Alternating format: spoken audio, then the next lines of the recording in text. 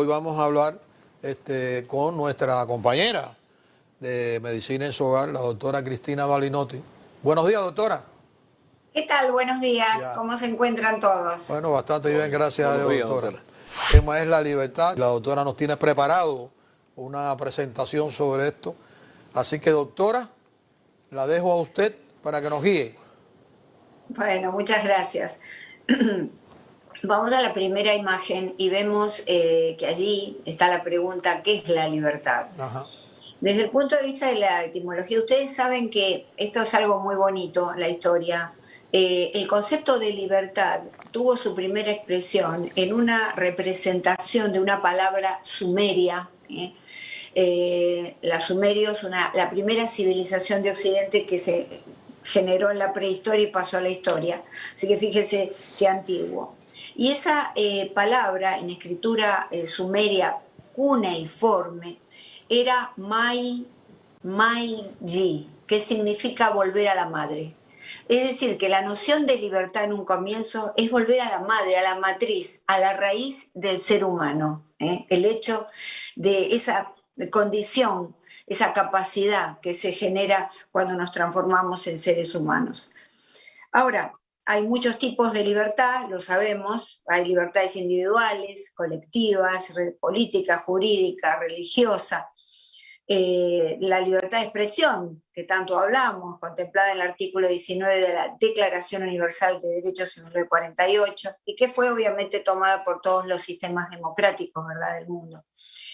La libertad de elegir, elección, votar, de asociación, de manifestación, de movimiento, lo que nos han coartado en esta pandemia, es decir, de trasladarnos a todos lados. La libertad también es, por supuesto, además de un derecho, un valor.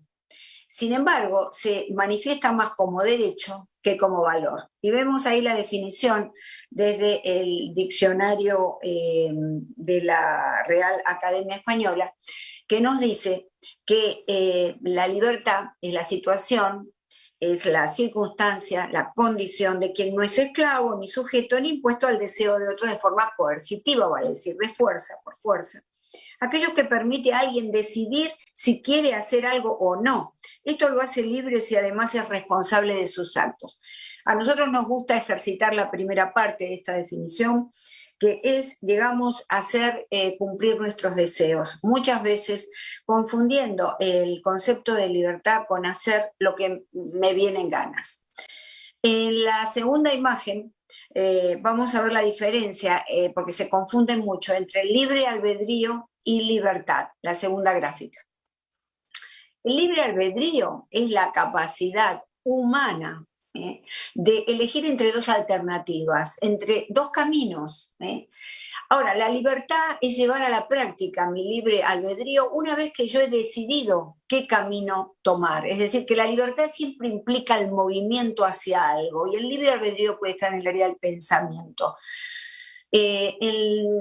Con respecto a esto del libre albedrío, Emmanuel Kant, en la próxima gráfica o imagen, un gran filósofo, nos dice que el libre albedrío es el universo de la discordia y el mal. ¿Por qué? Porque en el proceso de hominización, es decir, el proceso en el que el género homo se transforma en homo sapiens, el hombre que sabe, se desarrolla la corteza cerebral, su máxima expresión, todas las características, en ese proceso el hombre empieza a entender, el ser humano, a comprender que tiene una conciencia de orden superior, que se da cuenta quién es, sabe que es humano, empieza a tener eso de esa reflexión sobre sí mismo. Los animales no lo tienen, tienen una conciencia de orden inferior, ¿verdad? No saben que son animales ni lo que hacen. Entonces, en este punto surge un sentimiento enigmático en el hombre que no había el ser humano experimentado, que lo lleva de las leyes del instinto, que es fiel a la especie, los animales, a la ley de elección particular fiel al individuo. Y acá empieza a surgir, con esta conciencia de orden superior, empieza a surgir el concepto de la libertad y el concepto del egoísmo, de todos los ismos, ¿no? Del individualismo, del egotismo, egocentrismo, todo esto que no tienen los animales, lo tenemos nosotros porque hemos desarrollado nuestro cerebro a su máxima expresión, la corteza cerebral, y por lo tanto desarrollamos la conciencia de orden superior. Entonces, en la próxima imagen vemos que hay dos ámbitos de la libertad. Obviamente que la libertad no se aplica a los seres humanos, pero en la naturaleza y en la civilización. En la naturaleza, si ponemos un hombre en la selva, inmediatamente va a ejercer su libertad total, es decir, están las leyes del instinto. ¿Y cuáles son en la naturaleza, en el mundo de los animales? La agresividad y sexualidad están libres, completamente libres. Entonces, allí sí existe libertad total. Pero en la civilización ya es otra cuestión. En la civilización se rige por las leyes de la moral colectiva. Y justamente de todas las categorizaciones, de todos los tipos de libertad, hoy les quería hablar de una que no les mencioné al comienzo, no recuerdo si lo hice, de la libertad de conciencia o conciencia moral. Sobre esto nos vamos, o este tipo de libertad nos focalizamos hoy. Es decir, en la sociedad se da la libertad moral. ¿Qué quiere decir esto? Que yo no hago al otro lo que no quiero que me hagan a mí mismo, que yo no puedo agredir, no puedo expresar la sexualidad públicamente. Entonces hay que reprimir estos dos instintos juntos con otros muy básicos para no matarnos como especie. Fíjense en los mandamientos, más allá de el que cree en Dios o no cree, prestar, no matar, no robar, no desear la mujer del prójimo o no desear los bienes del prójimo, vale decir, todas esas cosas que de pronto no funcionan en la naturaleza. A tal punto, en la próxima imagen, Freud, en su libro El malestar en la cultura, nos dice que el precio que pagamos por renunciar a nuestros instintos en la sociedad es la neurosis. Por eso habla del malestar en la cultura, ese malestar, que es la neurosis, palabra antigua, hoy reemplazada por trastorno psicológico. Vale decir que todos los trastornos que tenemos devienen en un porcentaje alto, a esta represión de los instintos que en la naturaleza los habíamos liberado. En la próxima imagen vemos que, de acuerdo con Erich Fromm, otro gran psicoanalista médico, el miedo, en su libro El miedo a la libertad, nos habla que hay dos formas de libertad. El miedo a la libertad, ¿por qué? Dice él brevemente, porque bueno, el hombre es como el niño, quiere libertad y cuando la obtiene no sabe qué hacer con ella. Y vemos que hoy en día particularmente muchos no saben qué hacer con esa libertad. Erich Fromm nos dice que hay dos tipos de libertad, interior y exterior. La libertad interior es aquella mediante la cual podemos ser libres de influencias autoritarias. Ahora, la libertad exterior no somos libres porque no somos, porque estamos dominados en estas sociedades por la publicidad y por los medios. Es decir, que de alguna manera la opinión del otro, particularmente que viene desde los grandes canales de televisión, los diarios y demás, y más que nada el social media, donde hoy en día ha reemplazado casi a la televisión y a los diarios, están dominándonos, va a decir que es una forma moderna de esclavitud.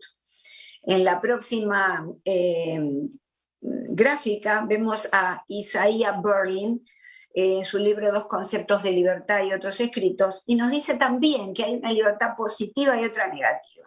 La libertad positiva es el deseo del individuo de ser su propio amo y hacer lo que se le da la gana. Y la libertad negativa es ese espacio donde deseamos estar libres de interferencias, pero las tenemos, la sociedad nos pone límites, esto no se puede, aquello tampoco. Esa es la libertad negativa. Y concluye en este recomendable libro que debemos ceder algo de nuestra libertad para preservar al resto. Vale decir que si yo tengo que hacer algo que solamente va a favorecer al grupo social, al todo, debemos hacerlo. porque esta es la visión holística, el todo es más importante que la suma de las partes, el todo es la sociedad completa, y las partes, ¿cuáles son? Nosotros los individuos. En la próxima imagen vemos al libro del doctor Mariano Grondona, argentino, una gran personalidad que fue en 1985 invitado por largo tiempo a ser profesor en Harvard. Y entre sus 30 y pico de libros escribe Los Pensadores de la Libertad, de John Locke a Robert Nozick, donde habla del concepto de libertad a partir de los 12 grandes pensadores de la libertad. De estos 12, 4 son americanos destacadísimos, uno de ellos Robert Nozick. Entonces, él brevemente en el libro dice que debemos lograr una síntesis entre el individualismo y el altruismo, porque estamos altamente individualistas. ¿Para qué? Para lograr la libertad solidaria, es lo que, el valor, digamos, esto es lo que hablábamos al comienzo. Se dice que la libertad es un derecho y un valor, pero nosotros ejercemos nada más que el derecho. Y no hablamos de el otro, hablamos de lo que nosotros queremos hacer y además lo que queremos imponerle a los demás. Entonces concluye que para que haya desarrollo social, obviamente, la libertad debe ser un valor solidario, además de un derecho humano inalienable. Ambas cosas nos llevarían al equilibrio social que hemos visto que en la pandemia se ha perdido, porque cada uno salió a hacer lo que quería, sin importar realmente del otro, sin importar, vamos a ver, la comunidad en general. Nosotros somos artífices desde nuestra humilde posición del equilibrio de la sociedad. En la próxima gráfica vemos al Barón de Montesquieu, una gran personalidad de la Ilustración, que nos dice: la libertad es el derecho de hacer aquello que las leyes permiten. Y finalmente, una frase en la próxima gráfica de Harry Truman, que nos dice, más allá de toda connotación política, la libertad es el derecho de escoger a las personas que tendrán la obligación de limitárnosla. Vale decir que siempre a nuestra libertad personal es un derecho, tenemos que ejercerla dentro de los límites de la sociedad. Hemos visto un gran desliz y un gran desboque del individualismo en esta sociedad, por ejemplo, con el uso de las máscaras, con la vacunarse, no vacunarse, la gran agresividad. Estamos volviendo para atrás, estamos realmente, nuevamente, volviendo y nos tenemos que hacer la pregunta: ¿acaso estamos en estado de naturaleza nuevamente? Todo tiene, dependiendo del punto de vista que tú quieras hacer el análisis, doctora. Bueno, es muy interesante todo lo que están hablando. Sin duda, todavía no hemos comprendido cabalmente que para vivir en una civilización debemos realmente reprimir todas las cosas. Si queremos insultar a alguien no podemos hacerlo, si queremos golpear a alguien no podemos hacerlo. Lo que estamos viendo, y influyen mucho, yo supongo, las redes sociales, es un desborde de agresividad. En los últimos tiempos hemos visto personas que golpean en la calle a cualquiera, o golpean a personas de determinadas razas. Es decir, estamos en un estado de naturaleza que no tiene precedentes. ¿Por qué no tiene precedentes? Porque estamos en la posmodernidad, que es un momento altamente desarrollado, grandes tecnologías, la ciencia en su máxima expresión. De modo que, ¿cuál es la razón por la cual en medio de este desarrollo estamos liberando de esta manera la agresividad? Y también la sexualidad, porque eso es otro aspecto que estamos viendo, y yo no quiero pecar por santulona ni mucho menos, pero me doy cuenta que hay una suerte de liberación, que las cosas que antes se podían llegar a hacer en la intimidad ahora se están mostrando. Hemos perdido, claro, la intimidad, más allá del tema de las violaciones, porque violaciones a mujeres, a niños, han existido siempre. Yeah. Estamos viendo este desboque y entonces es un momento ahora para repensar ¿qué hacemos con esta capacidad humana que se generó muy atrás en el tiempo, en el proceso de hominización, esta capacidad de la libertad? Que es algo humano, y como decía al principio, este concepto de Ama-Gi, que es la palabra sumeria cuneiforme, volver a la madre. La libertad es volver a la madre, es volver a la matriz de lo que nosotros somos. Es decir, debemos ejercerla, pero tenemos que aplicar el término medio, medenagan, como decían los griegos, nada con exceso.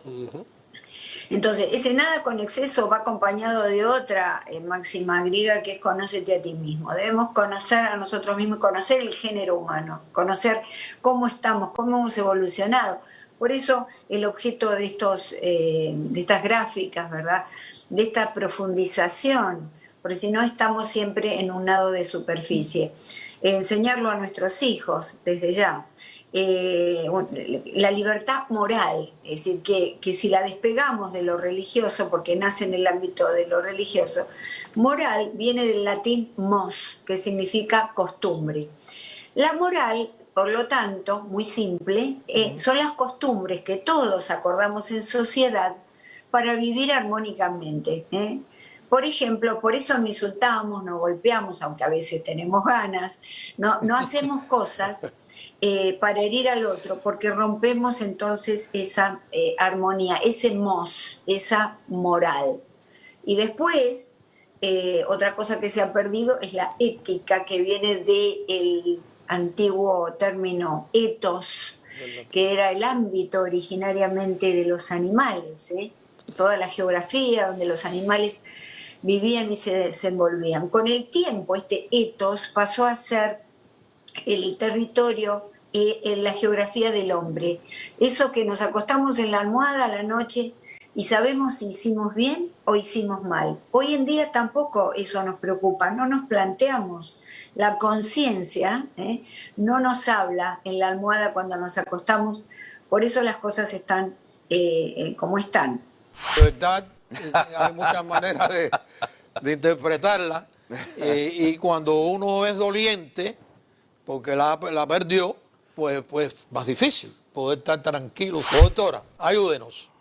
Bueno, yo quería comentarles previamente que la libertad, desde el punto de las neurociencias, se desarrolla en el cerebro prefrontal, donde planificamos, donde controlamos nuestras emociones. Es decir, esa es la parte que está muy en relación con el cerebro límbico de las emociones, que está fallando en los últimos tiempos, porque aparentemente no podemos frenar, digamos, nuestras emociones más básicas. Entonces, haciendo uso de todo este cerebro desarrollado que tenemos, ¿verdad?, y de la libertad que en él se genera, tenemos que hacer uso de la conciencia moral y hacer uso de nuestra conciencia. Si, por ejemplo, yo voy a... conciencia moral, que es distinto a la conciencia así a secas, la conciencia moral. Si yo subo a un avión, se mencionó el caso, y no estoy de acuerdo en ponerme una máscara, no estoy de acuerdo. Entonces, pero yo sé, por mi conciencia moral de grupo, por mi conciencia colectiva, que quizá yo pueda tener algo y pueda contagiar a los demás, que esa es la norma que existe en la sociedad, claro, por más que no me guste. Me pongo mi máscara. Exacto. Y protesto todo lo que quiero adentro mío. Y me quedo callada, hago lo que debe. ¿Por qué? Porque debemos ir a una educación también de la obediencia, pero no una obediencia autoritaria, es decir, una obediencia de grupo. Hay cosas que tenemos que hacer en favor del grupo, aunque uno no le guste. Ya. Lo mismo el tema de la vacunación, ¿verdad?, que hoy está realmente en tela de juicio. Pero bueno, es importante, y quería terminar el comentario con una afirmación de Sigmund Freud, que además de ser un médico psiquiatra, fue un excelente pensador y un gran filósofo. Y él nos decía, en El malestar en la cultura, en este libro que realmente es simple de leer y se los recomiendo, El malestar por la represión de nuestros instintos, que el futuro de la humanidad va a depender de la manera en que nosotros podamos controlar nuestros instintos básicos hacia la agresividad y la sexualidad.